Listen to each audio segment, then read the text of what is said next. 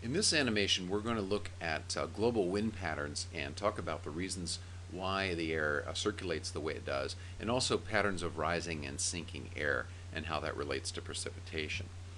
The engine that drives it all, I guess you could say, is the intense heating by the sun that occurs in the equator areas where the sun is shining at a very high angle of incidence.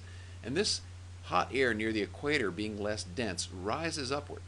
It rises upward and it moves toward the poles, and then it gradually sinks at about 30 degrees north and south latitude. So we create these big spinning circles of air that we call the Hadley cells. Now, near the equator where the air is rising, it loses its ability to hold moisture, and you get a band of high rainfall and low pressure because there's air leaving the equator. Where the air sinks, in these belts at around 30 degrees north and south, you get high pressure sinking air, which creates areas of clear skies and desert climates.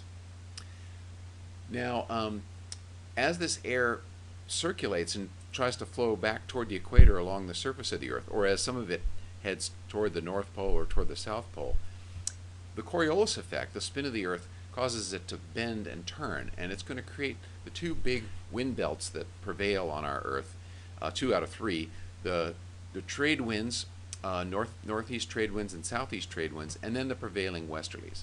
Now these winds curve, and the way they do because of the Coriolis effect. The winds curve to the right of their path, north of the equator. They curve to the left of their path, south of the equator, and they end up flowing from east to west or from west to east. Now the other big factor is what's happening at the poles. At the poles, the air is cold, and the cold air wants to sink.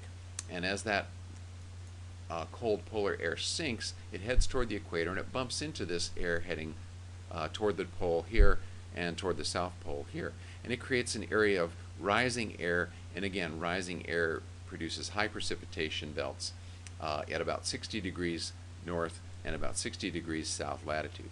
At the poles themselves, the precipitation is quite modest because the air is sinking, and that creates low precipitation.